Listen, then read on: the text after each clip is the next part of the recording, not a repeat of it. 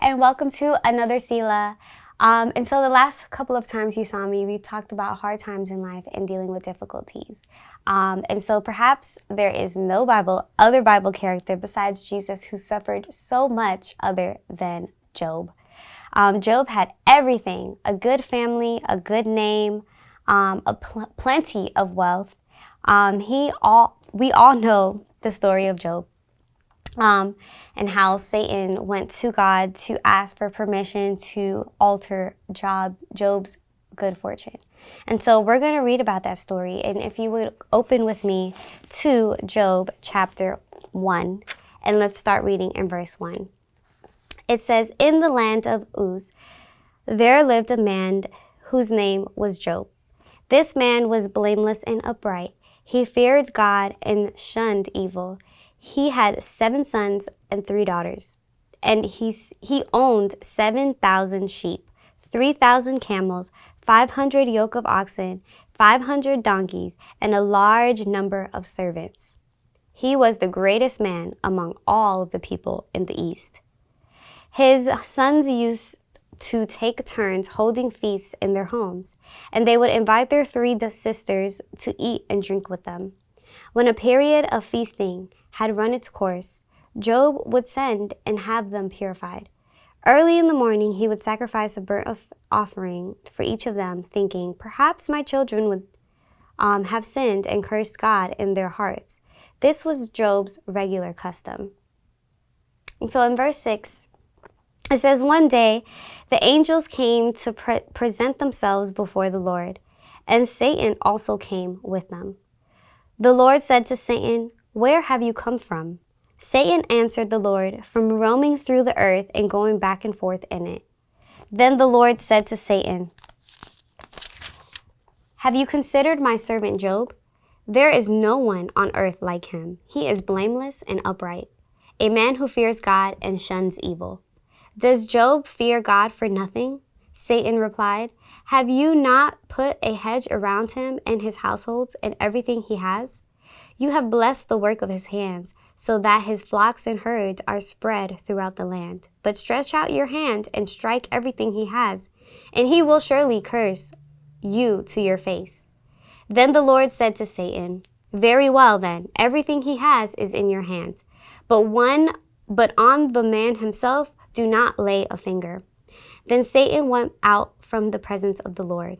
And one day, when Job's son and daughters were feasting and drinking wine at the oldest brother's house, a messenger came to Job and said, 'The oxen were plowing and the donkeys were grazing nearby, and the Sabines attacked and carried them off. They put the servants to the sword, and I am the only one who has escaped to tell you.'"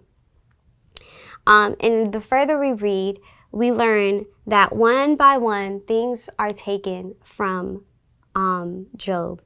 He lost everything. Tragedy strikes, and Job loses his children, he loses his wealth, his livestock, his crops, and even his health, and even his relationship with his friends. But through all of this tragedy, through all of his loneliness, what does Job do? He does not curse God. Instead, he praises him. And we see that in verse 22. It says that in all of this, Job did not sin by charging God with wrongdoing.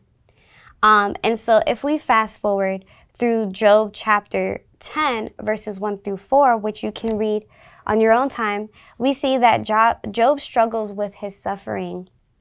And in our suffering, it's okay to question God. Because in Job chapter 10, Job basically questions God. Like, why is this happening to me? And sometimes we think that we can't go to God and ask him why this is happening to him.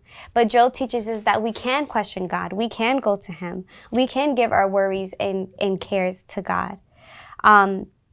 But while he does that, he does not stay in that place of questioning.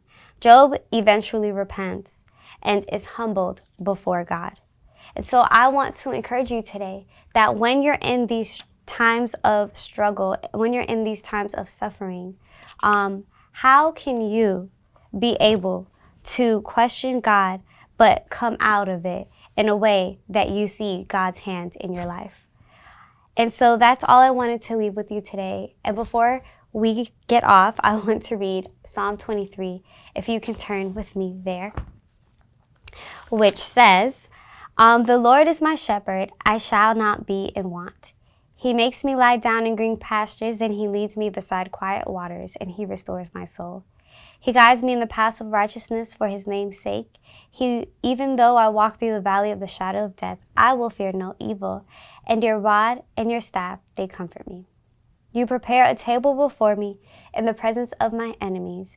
You anoint my head with oil, and my cup overflows. Surely goodness and love will follow me all the days of my life, and I will dwell in the house of the Lord forever. So that's it for me today, and I hope to see you again soon. Thank you for joining us. Make sure to like and subscribe and hit that notification bell so you won't miss the video. See you next time.